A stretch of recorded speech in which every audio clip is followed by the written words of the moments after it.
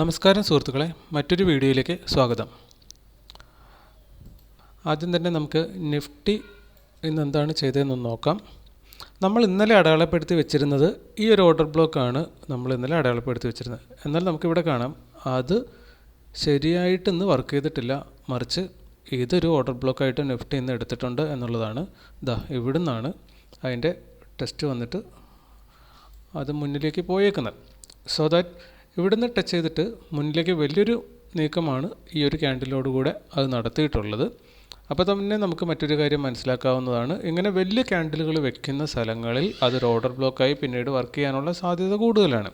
ഇവിടെ നമുക്കിന്ന് നോക്കിക്കഴിഞ്ഞാൽ ഇവിടെ വന്ന് ഇവിടുന്ന് വലിയൊരു മൂവ് സ്റ്റാർട്ട് ചെയ്തു.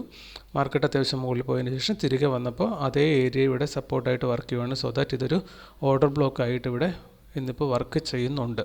ഓക്കെ, ഇനി നമ്മളിന്ന് എടുത്ത ട്രേഡ് ONGCയിലാണ്. ONGC നമ്മളിവിടെ ഓർഡർ ബ്ലോക്ക് മാർക്ക് ചെയ്തിരുന്നു. അത് തെറ്റൊന്നും സംഭവിച്ചിട്ടില്ല എന്നുള്ളതാണ് ഇന്ന് കാണുന്നത്. അത് ഏകദേശം ശരിയായിരുന്നു. സോ ദാറ്റ് ഇവിടെ വന്ന് ഹിറ്റ് ചെയ്യുന്നതിന് തൊട്ട് മുന്നേ ആയിട്ട് നമ്മൾ മാർക്കറ്റ് ഓർഡറാണ് ഇന്ന് എടുത്തത്. ഈ ഒരു പൊസിഷൻ, അതായത് 236.20 നമ്മൾ ഏകദേശം ഒരു 100 ക്വാണ്ടിറ്റിക്ക് മുകളിൽ നമ്മളിവിടെ ബൈ ചെയ്തു. അതിനുശേഷം 1:1 ഇതായിരുന്നു, 1:2 ഇതായിരുന്നു. നമ്മൾ അടയാളപ്പെടുത്തി വെച്ചേക്കുന്ന മുകളിലത്തെ ഓർഡർ ബ്ലോക്ക് ഇന്ന് തെറ്റിയിട്ടുണ്ട്. ഇതാണ് നമ്മൾ അടയാളപ്പെടുത്തിയിരുന്നത്. എന്നാൽ ആക്ച്വലി അതായിരുന്നില്ല മുകളിലത്തെ ഓർഡർ ബ്ലോക്ക് എന്നുള്ളതാണ്. ഇന്നലെ വലിയ ഡൗൺഫോൾ വന്നേക്കുന്നത് ഈ ക്യാൻഡലിന് ശേഷമാണ്. അപ്പോൾ ഈ ഒരു വലിയ ഡൗൺഫോൾ വന്ന ഈ ഒരു ഏരിയയാണ് ഇന്നത്തെ ദിവസം ഓർഡർ ബ്ലോക്കായിട്ട് അവിടെ മാറിയിട്ടുള്ളത്. നമുക്കത് ജസ്റ്റ് ഒന്ന് നോക്കാം. ഇന്ന് നമ്മൾ ഇവിടുന്ന് ആണ് ഓർഡർ ബ്ലോക്ക് കണക്കാക്കിയിരുന്നതെങ്കിൽ നമ്മളെ സംബന്ധിച്ചിടത്തോളം അതിലേക്ക് പോലും വന്നിന്ന് മാർക്കറ്റ് ഹിറ്റ് ചെയ്തിട്ടില്ല എന്നുള്ളതാണ്. അതർവൈസ് നമ്മളുടെ ഫസ്റ്റ് എൻട്രി വരുന്നത് ഇതിവിടെ ഓപ്പൺ ചെയ്ത് മുകളിലേക്ക് വന്ന് ഈ ഓർഡർ ബ്ലോക്കിൽ ഹിറ്റ് ചെയ്യുമ്പോൾ താഴത്തേക്ക് നമുക്കൊരു എൻട്രി എടുക്കാനുള്ള ഓപ്പർച്യൂണിറ്റി അവിടെ ഉണ്ടായിരുന്നു എന്നുള്ളതാണ്. അങ്ങനെ താഴത്തേക്ക് എൻട്രി എടുത്തിരുന്നെങ്കിൽ സ്റ്റിൽ ഇന്നത്തെ ദിവസം പിന്നെ ലോസിലേക്കേ പോയിട്ടില്ല. 1:3 അവിടെ റിസ്ക് റിവാർഡ് തരുമായിരുന്നു. എന്നിരുന്നാൽ പോലും നമുക്കറിയാം, ഓർഡർ ബ്ലോക്കുകൾ ഏത് സൈഡിലേക്ക് വന്ന് ഹിറ്റ് ചെയ്താലും റിവേഴ്സൽ ട്രേഡ് എടുക്കുന്ന ആൾക്കാർക്ക് ഓപ്പോസിറ്റ് സൈഡിലേക്ക് അത് നല്ല മൂവ് തരുന്നുണ്ട് എന്ന് നമുക്കറിയാം. അപ്പോൾ അതായത് റിവേഴ്സൽ ട്രേഡുകൾ വിജയിക്കാനുള്ള സാധ്യത ഓർഡർ ബ്ലോക്ക് സ്ട്രാറ്റജിയിൽ കൂടുതലും, ട്രേഡ് വിത്ത് ട്രെൻഡ് വിജയിക്കാനുള്ള സാധ്യത കുറവുമാണ്. ഓക്കെ, അതുകൊണ്ട് തന്നെ നമ്മളിന്ന് ഇവിടെ വന്ന് ഹിറ്റ് ചെയ്തപ്പോൾ മുകളിലേക്ക് എൻട്രി എടുത്തു.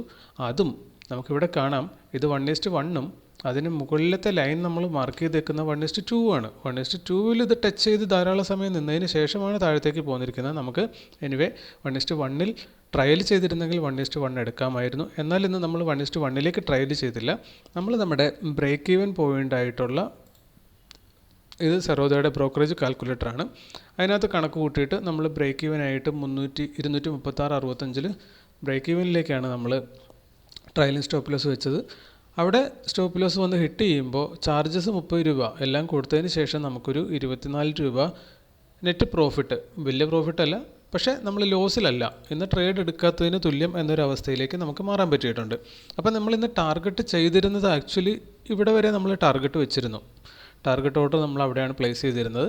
അത് വരുന്നത് നിങ്ങൾക്ക് ഈ കാണുന്നത് പോലെ 1:3 എബോ 3.5 നമുക്ക് അവിടെ ടാർഗറ്റാണ് നമ്മൾ പ്രതീക്ഷിച്ചിരുന്നത്. സോ ദാറ്റ് അതിലേക്ക് എത്താൻ വേണ്ടി നമ്മൾ വെയിറ്റ് ചെയ്തു. അതുകൊണ്ട് തന്നെ നമ്മൾ ട്രയലിംഗ് സ്റ്റോപ്പ് ലോസ് 1:1 വെച്ചിരുന്നില്ല. സോ ദാറ്റ് നമുക്കിന്ന് നോ പ്രോഫിറ്റ് നോ ലോസ് എന്ന് പറയുന്ന ഒരവസ്ഥയിൽ നമ്മൾ അവസാനിച്ചിട്ടുണ്ട്. അപ്പോൾ ഇതാണ് നമ്മൾ ഓർഡർ ബ്ലോക്കുകൾ വരയ്ക്കുന്നത് കൃത്യമായില്ല എങ്കിൽ നമ്മൾ ഈ നിഫ്റ്റിയിൽ കണ്ടതുപോലെയുള്ളൊരവസ്ഥ നമുക്ക് വരുന്നുണ്ടാകും. നമ്മൾ ഓർഡർ ബ്ലോക്ക് വന്ന് ഹിറ്റ് ചെയ്യാനായിട്ട് ഇവിടെ താഴത്ത് വെയിറ്റ് ചെയ്തിരുന്നാൽ അതിലേക്ക് വരുന്നില്ല. അപ്പോൾ തെറ്റിക്കഴിഞ്ഞാൽ അതിൽ എൻട്രി കിട്ടുന്നില്ല. അപ്പോൾ സെയിം ടൈം നമ്മളിവിടെ 4-5 സ്റ്റോക്കുകൾ അടയാളപ്പെടുത്തി വെച്ചിരുന്നു. അപ്പോൾ ഏതെങ്കിലും ഒന്നിൽ നമുക്ക് കിട്ടിയാൽ മതി, നമ്മൾ അലർട്ടും വെച്ചിരുന്നു. അപ്പോൾ ഫസ്റ്റ് അലർട്ട് കിട്ടിയതിൽ നമ്മൾ കയറി ഓർഡർ ഇട്ടു എന്നുള്ളതേ ഉള്ളൂ. ഇവിടെ നോക്കിക്കഴിഞ്ഞാൽ BPCL നിന്ന് നോക്കിക്കഴിഞ്ഞാൽ ഓർഡർ ബ്ലോക്കിനുള്ളിലാണ് സ്റ്റാർട്ട് ചെയ്തത്. അതിനുശേഷം അത് വെളിയിൽ പോയി തിരികെ വന്ന് ഹിറ്റ് ചെയ്തു. ഇത് തിരികെ വന്ന് ഹിറ്റ് ചെയ്തതിന് ശേഷം ഇവിടുന്ന് എവിടെന്നെങ്കിലും എൻട്രി എടുക്കുന്ന ഒരാൾക്കാണെങ്കിൽ പോലും ഇവിടുന്ന് ഹിറ്റ് ചെയ്ത് കഴിഞ്ഞാൽ 0.5% സ്റ്റോപ്പ് ലോസ് വരുന്നില്ല. മുകളിലേക്ക് ടാർഗറ്റായിട്ട് അത് 1:2 എബോ കൊടുത്തിട്ടുണ്ട്. ഓക്കെ, ഇനി പവർ ഗ്രിഡ് നോക്കിക്കഴിഞ്ഞാൽ പവർ ഗ്രിഡ് ഫസ്റ്റ് ക്യാൻഡിൽ തന്നെ മുകളിലേക്ക് നല്ലൊരു മൂവ് തന്നതിന് ശേഷം അത് റെഡായിട്ട് ക്ലോസ് ചെയ്തു. അത് ഓർഡർ ബ്ലോക്കിൽ ഹിറ്റ് ചെയ്താണ് ക്ലോസ് ചെയ്തേക്കുന്നത്. സോ ദാറ്റ് ഇതിൽ നമുക്ക് ഇന്നത്തെ ദിവസം ഈ ഓർഡർ ബ്ലോക്കിൽ താഴത്തെ ഹിറ്റ് ചെയ്യുമ്പോൾ എൻട്രി എടുക്കുന്ന ഒരാളെ സംബന്ധിച്ചിടത്തോളം സ്റ്റോപ്പ് ലോസിലേക്ക് പിന്നെ അത് പോകുന്നില്ല. ഹൈ നോക്കിക്കഴിഞ്ഞാൽ അത് 1.8% ചേഞ്ച് തന്നിട്ടുണ്ട്. സോ ദാറ്റ് 3 റിസ്ക് റിവാർഡ് നമുക്ക് 3 കിട്ടാനുള്ളൊരു സാധ്യത അവിടെ ഉണ്ടായിരുന്നു. എന്ന് മാത്രമല്ല അത് വൺ സൈഡഡ് മൂവാണ്. RR3 കൊടുത്തതിന് ശേഷം മാത്രമേ മാർക്കറ്റ് പിന്നീട് റിവേഴ്സിൽ പോയിട്ടുള്ളൂ.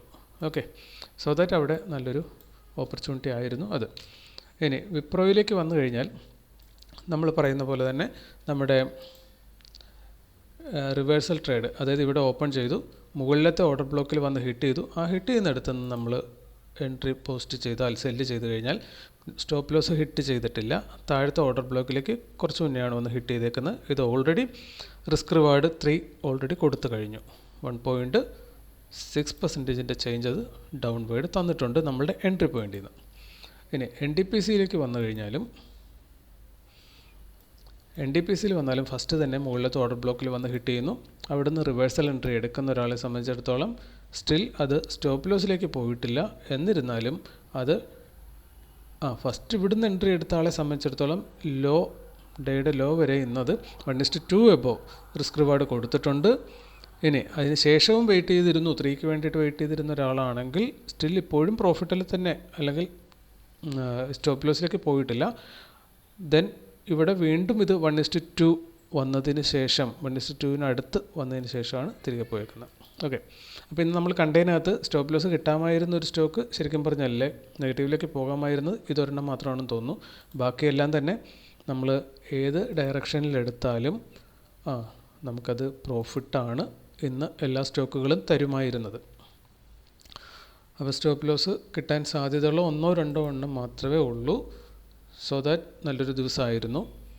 അപ്പോൾ നമ്മളുടെ ജേണലിലേക്ക് വരുവാണെങ്കിൽ നമ്മൾ ഇതുവരെ മൊത്തം 169 ദിവസം ഇപ്പോൾ ട്രേഡ് ചെയ്ത് കഴിഞ്ഞു. 95 ദിവസം ലോസും 74 ദിവസം പ്രോഫിറ്റുമാണ്. നെറ്റ് നമ്മളുള്ളത് പ്രോഫിറ്റിലാണ്. 43% വിൻ റേഷ്യോ നമുക്ക് നിലവിൽ കിട്ടുന്നുണ്ട്. ഈ മാസം നോക്കിക്കഴിഞ്ഞാൽ 33% വിൻ റേഷ്യോ കിട്ടിയിട്ടുള്ളൂ. നമുക്ക് അറ്റ്ലീസ്റ്റ് 40% വിൻ റേഷ്യോ വേണം. അത് റിസ്ക് റിവാർഡ് 1:2 വെച്ച് വേണം.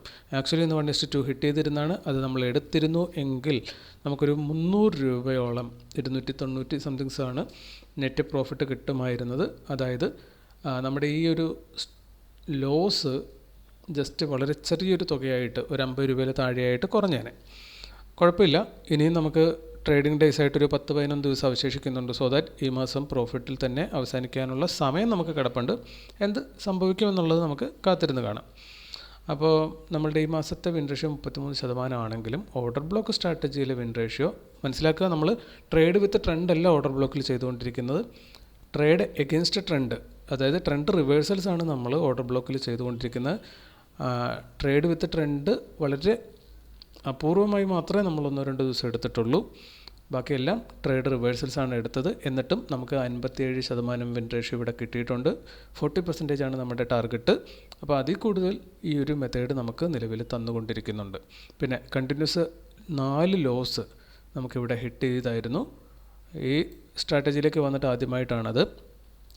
എന്നിരുന്നാലും ഇന്നത് നമുക്ക് ബ്രേക്ക് ചെയ്യാൻ പറ്റിയിട്ടുണ്ട്. അപ്പോൾ അടുത്ത ദിവസങ്ങളിൽ നമുക്ക് കുറച്ചും കൂടെ, അതായത് നമ്മൾ പണ്ട് യൂസ് ചെയ്തിരുന്നതാണ് ഓർഡർ ഫ്ലോ ചാർട്ട് അല്ലെങ്കിൽ ഫുട് പ്രിൻറ്റ് ചാർട്ട് എന്നൊക്കെ പറഞ്ഞിട്ട് ഗോ ചാർട്ടിങ്ങിൻ്റെ. അപ്പോൾ അത് വീണ്ടും ഒന്നും കൂടെ ഇപ്പോൾ നമ്മൾ പറഞ്ഞിരുന്നു മാർക്കറ്റ് പ്രൊഫൈൽ നമ്മൾ യൂസ് ചെയ്യാൻ തുടങ്ങിയിട്ടുണ്ട്.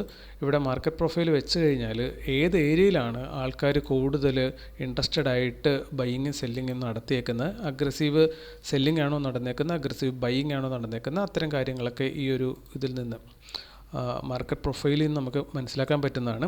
അതായത് ഇവിടെ നമുക്ക് നോക്കിക്കഴിഞ്ഞാൽ കാണാൻ പറ്റും മുകളിലത്തെ ഏരിയയിൽ സെല്ലേഴ്സ്, ഈ മഞ്ഞ കളറിൽ കാണുന്ന സെല്ലേഴ്സാണ് അഗ്രസീവ് സെല്ലിംഗ് കൂടുതലായിട്ട് നടന്നിട്ടുണ്ട്.